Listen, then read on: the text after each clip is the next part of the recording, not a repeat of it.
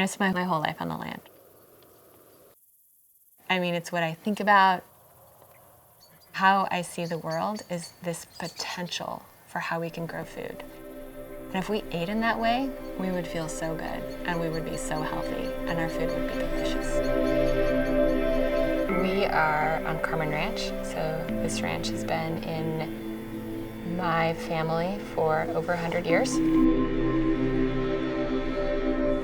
There's this thing in agriculture where it's a little bit of a myth. This idea that, certain practices are like in your blood.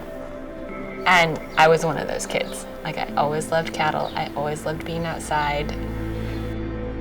My dad very much treated me like, of course, I could do anything that a man could do.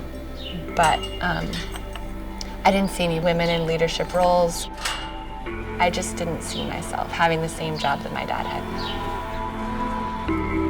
So when I was growing up, everything was about the cow, and we were bringing in inputs, whether it was grain or supplements. Raising animals is a huge responsibility, not only because there's huge environmental consequences to doing it poorly, we're also talking about living creatures. What if we kept our cattle on grass their entire lives instead of selling them into the feedlot? What would the meat look like from those cattle? What would the eating experience be? It was really that question that has driven the last 15 years of my work. To raise exceptional grass-fed beef, you had to grow exceptional grass. Soil underpins all life.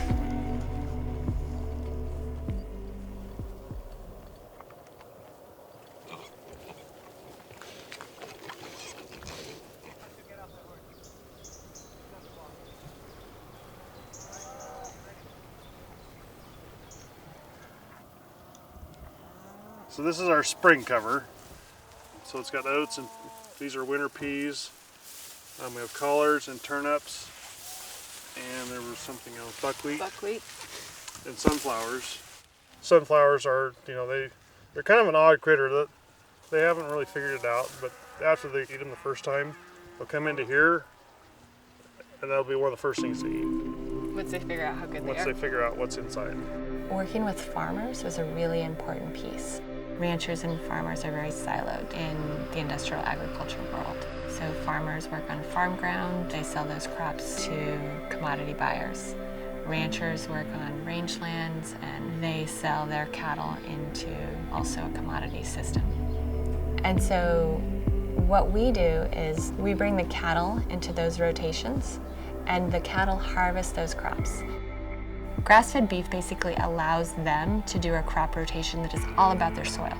So it's this really incredible process that then makes it so that the following year, the farmer doesn't have to use fertilizer.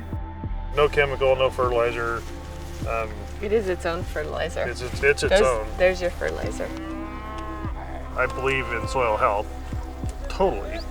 This is where we can do it and keep it for the next generation. If we think about supporting healthy soil as how we should eat, we could change everything.